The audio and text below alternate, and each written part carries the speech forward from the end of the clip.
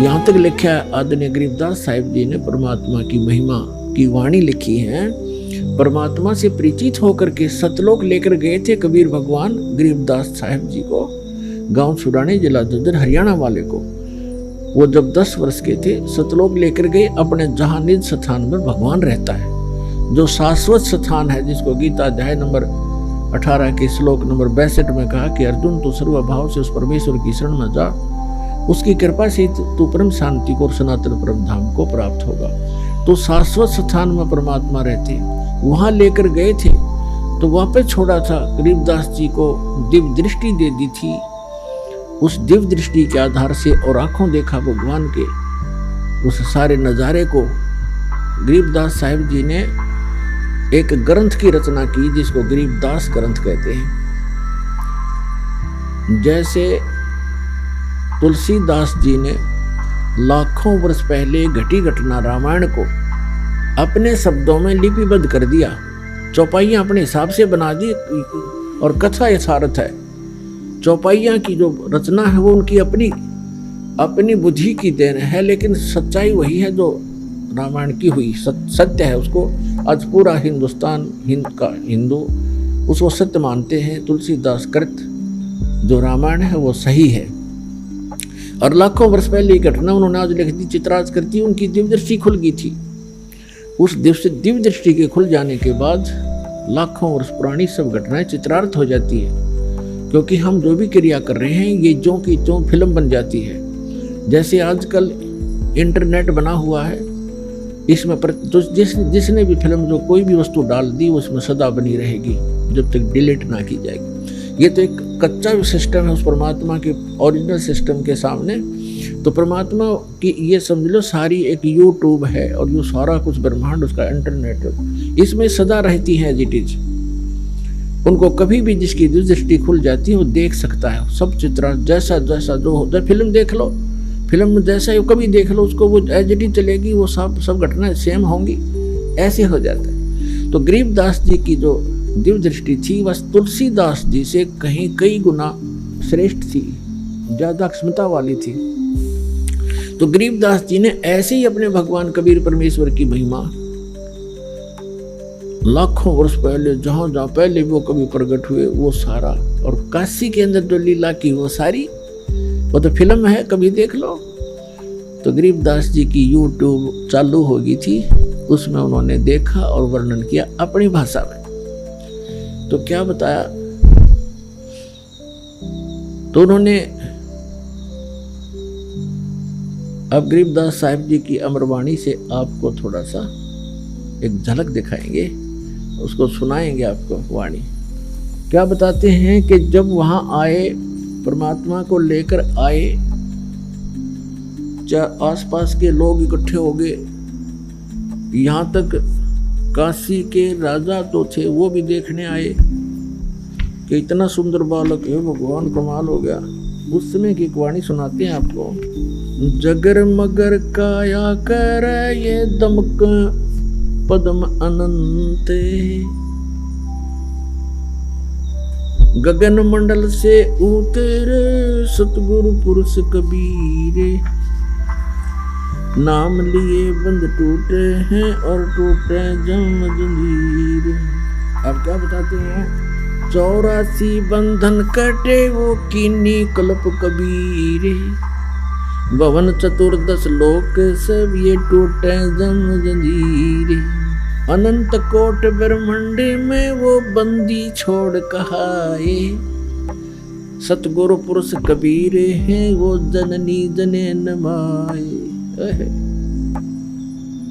कि ये परमात्मा अनंत कोट ब्रह्मांड में ये बंदी छोड़ कहाए। बंदी छोड़ कौन होते हैं, अमर करूं सतलोक पठाऊं, तात बंदी छोड़ कहाऊं, बंदी छोड़ हमारा नामम, अजर अमर है अस्थिर ठामम। अमर करूं, यहाँ आपको ऐसी भक्ति शक्ति दूंगा, आपको अमर कर दूंगा। आप मृत्यु के उपरांत वहां चले जाओगे जहां जाने के बाद साधक फिर लौटकर कभी संसार में नहीं आते। और वहाँ आपका संसार होगा, आपका परिवार होगा। और जिस परिवार को पुण्यात्माओं बेशक आपने यह बात ना अच्छी लगे, लेकिन सत्य कड़वी होती है, पर उसको सहन करके उसके ऊपर यदि अमल कर लिया जाए तो विष से अमृत बन जाता है, वो कड़वी से मीठी बन जाती है। जो उस परिवार आपका है ये आपका नहीं है। आप एक दूसरे के पिछले पूर्व जन्म के संस्कारों से या बेटा बेटी, पुत्र पुत्री, पति पत्नी जैसे भी रिश्तेदारी बनी है, ये एक लेवा एक देवा दूतम। जैसे सुखदेव ऋषि ने अपने पिता व्यास जी से कहा था, गर्भ से निकलकर चलते चलते गर्भ से बाहर आते ही अपनी माँ के गर्भ से 12 वर्ष की आयु में 12 वर्ष तक माँ के गर्भ में रहा था। बाहर आते 12 वर्ष का रूप जितनी आई हाइट बन गई उसकी एकदम, और उठ के चल पड़ा। व्यास जी ने ये कहा था कि आप बेटा मुझे दर्शन दे दे, 12 वर्ष तेरी इंतजार करी, बालक होगा बालक होगा। तो उसने कहा था कि ऋषि जी ना जाने कितनी बार तू मेरा बाप बन लिया, ना जाने कितनी बार मैं तेरा बाप बन लिया। ये तो बुरा झंझट है। अब क्या मुझे इस बीमारी ने इस रोग को कटवाने दे, मैं देखूं नहीं आपके और आप में मेरी ममता बन जा, मैं नहीं देखूंगा। और कहा एक लेवा एक देवा दूतम, कोई किसी का पिता नहीं पुतम, ऋण संबंध जुड़ा एक ठाठा, अंश में सब 12 बाट।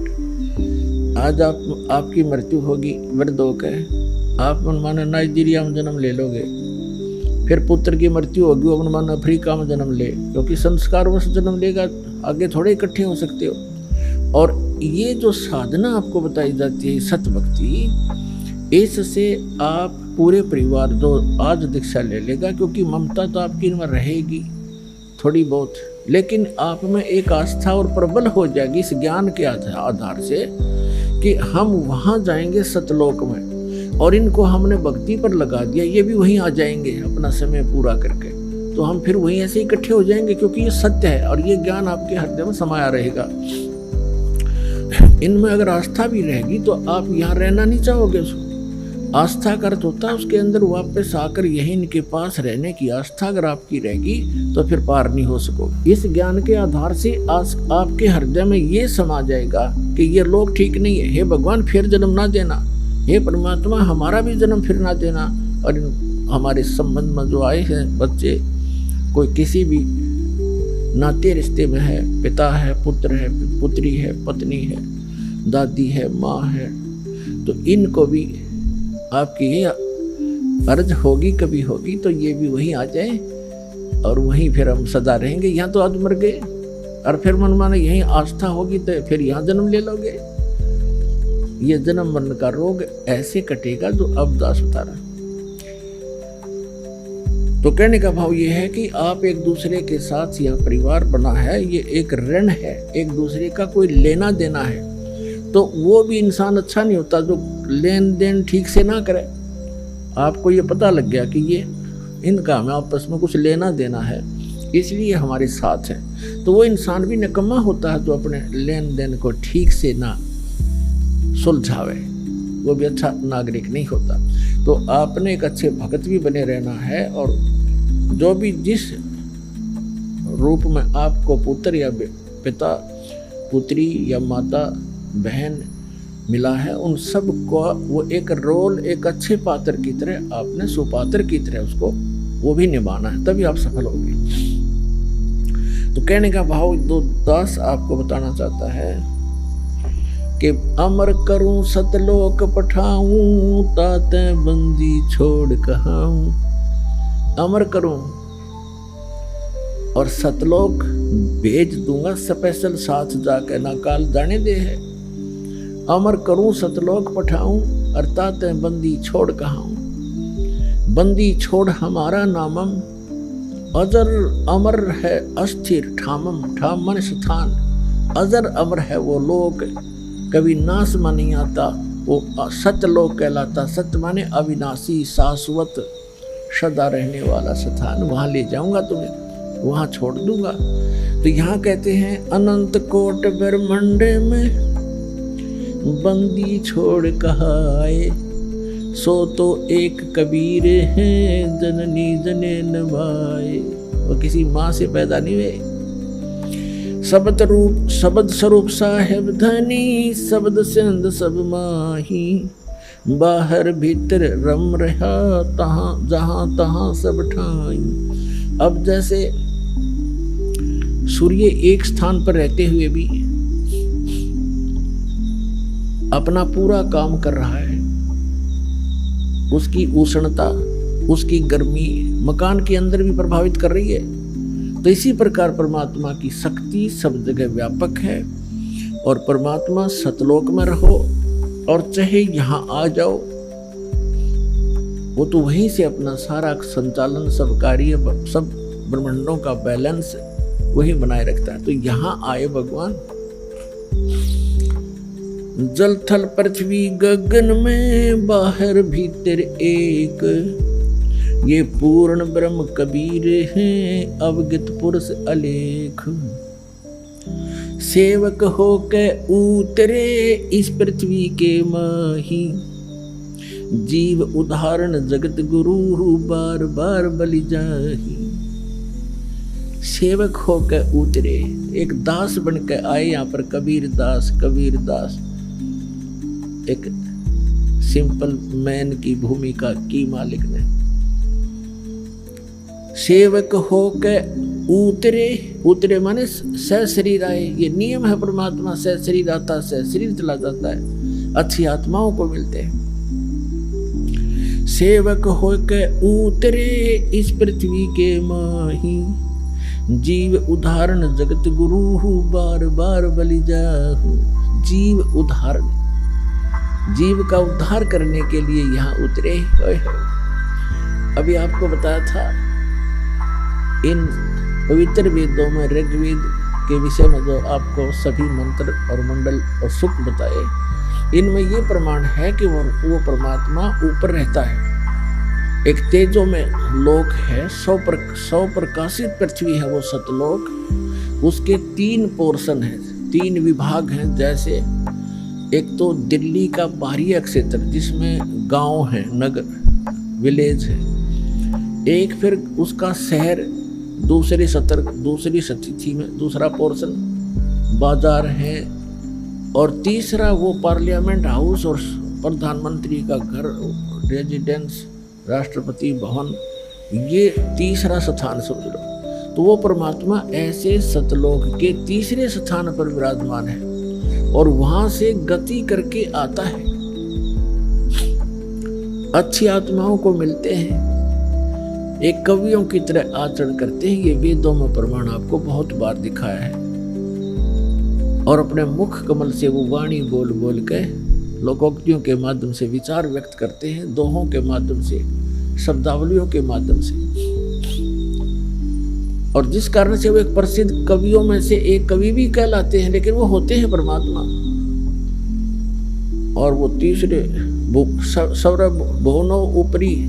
भवनों ऊपरी तिष्ठति, सब भवनों के ऊपर, भवन के सब लोगों के ऊपर के लोक में बैठा है भगवान। वहां से गति करके आता है, अच्छी आत्माओं को मिलता है। जो दृढ़ भक्त होते हैं उनको उपदेश देता है, तत्व ज्ञान समझाता है।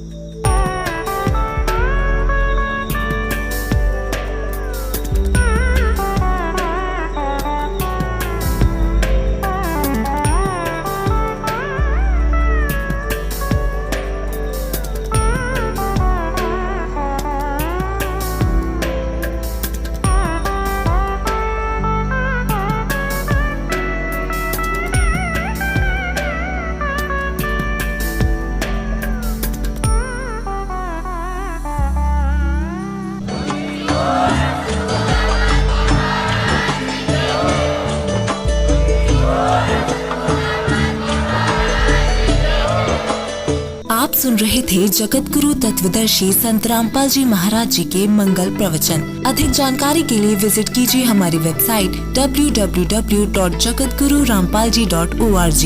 संत रामपाल जी महाराज जी के शुभ आशीर्वाद से पूरे विश्व भर में 500 से भी ज्यादा नाम दीक्षा केंद्र हैं, जिन पर संत रामपाल जी महाराज जी द्वारा ऑनलाइन निशुल्क नाम दीक्षा दी जा रही है। अपने नजदीकी नाम दीक्षा केंद्र का पता करने के लिए संपर्क करें 8222880541।